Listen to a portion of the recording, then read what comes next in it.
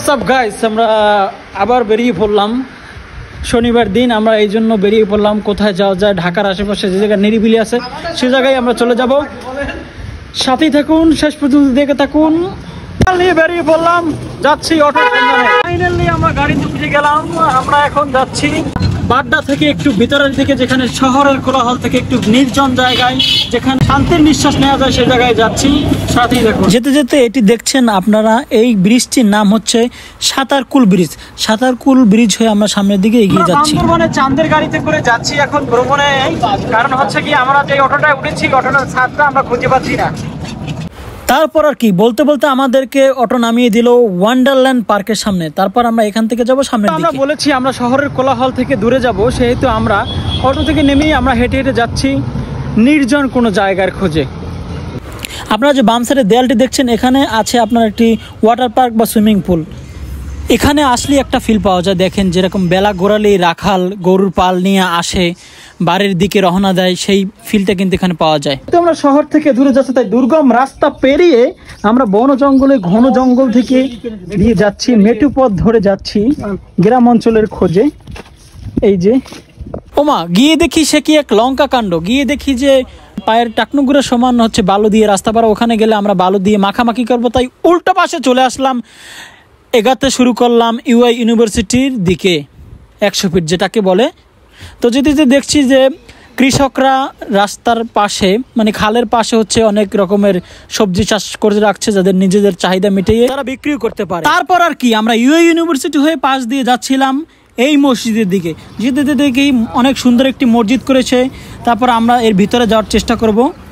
মাশাআল্লাহ, অনেক সুন্দর করেছে, অনেক দেখতে অনেক সুন্দর, যা বলার বাহিরে। অনেক বড় করে মসজিদটি। যেহেতু আসরের নামাজের টাইম হয়েছে, সেহেতু আমরা এখানে দাঁড়িয়ে আসরের সালাতটি আদায় করব ইনশাআল্লাহ।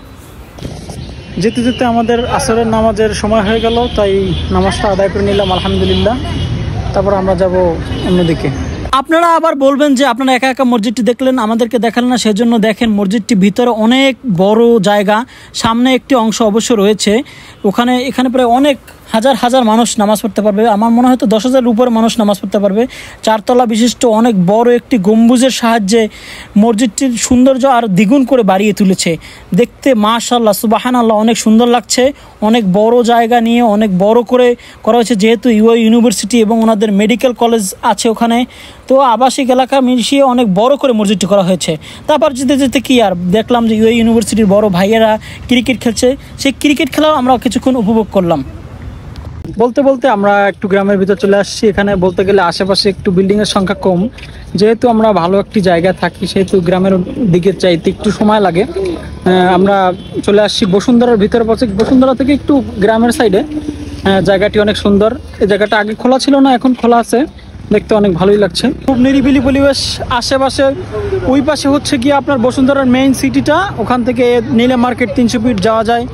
আর হচ্ছে কত সুন্দর এটা। আশেপাশে তেমন কোনো বাড়িঘর নেই, মোটামুটি গ্রামের মতোই বলা যায়। অনেক সুন্দর একটি জায়গা।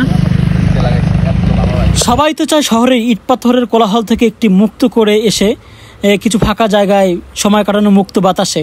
তো একটি ভাই দেখছিলাম অনেক সুন্দর করে ঘুরে উড়াচ্ছে। শহরের কোলাহল থেকে যে আমরা এখানে এসে কেমন লাগলো আপনার কাছে, যে আমরা শহরের কোলাহল থেকে, ধুলা ময়লা থেকে যে আমরা আসছি একটা ন্যাচারাল পরিবেশে?